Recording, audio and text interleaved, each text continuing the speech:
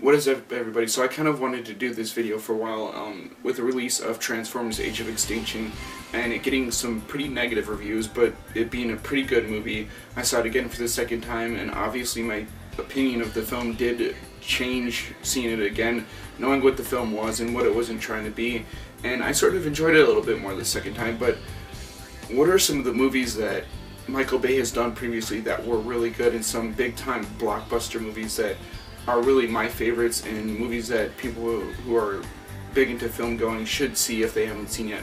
Well, for starters, one of my favorite movies is Bad Boys. I really love this series. I like Bad Boys 1 and Bad Boys 2.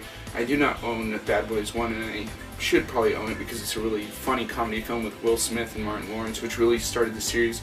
There's talks that they're going to be doing a Bad Boys 3, but that's been in development for a while, and it's kind of hard with Will Smith and Martin Lawrence kind of doing different things to kind of get them into production and making a movie together.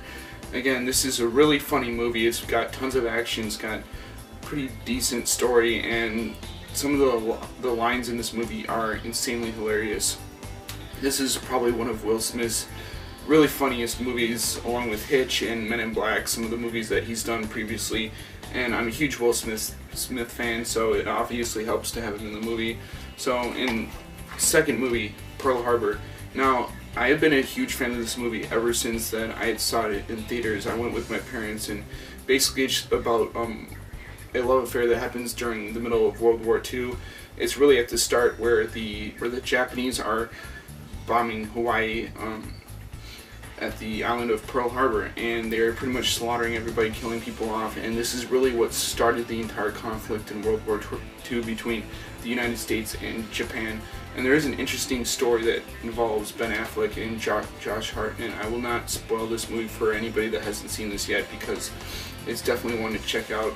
The next movie on the list is Armageddon. I don't have it in my hands right now, but I do have it in my shelf somewhere. So basically what this movie is about Bruce Willis and this really amazing cast that Michael Bay managed to get together. All these huge big stars like Michael Clarke Duncan and Bruce Willis and a couple of other people. And pretty much what happens is the Earth is bombarded by meteors. You later find out that, or meteorites, whatever the term is, and you later find out that this big giant asteroid is heading towards Earth and it's about to destroy literally life as we know it. The heroes in this movie, there's a plan that they're going to send the people that we kind of get to know later through the story into the asteroid and try and drill holes and detonate nukes into the center to try and break apart the asteroid and send it, pretty much adverting Earth's course. Now, the science behind that is kind of goofy and iffy and is a little bit off, and it is not at all scientifically possible, but the ride that Michael Bay puts you on, the special effects that are in these movies, is just astounding the way that he directed this movie. Some of the dialogue in this movie is absolutely hilarious from some of the people in this movie, and it's definitely one to check out. These are all kind of movies that I've grown up watching over the years and sort of enjoying myself. So the last one on this list is the very first Transformers movie. I am a huge die-hard Transformers fan. My Transformers as a kid was Beast Wars, but Transformers, the very first one, was amazing. Peter Cullen as Optimus Prime really did sell the entire thing for me, because without Optimus sounding the way that he did, it probably wouldn't have worked out for any of the movies to come.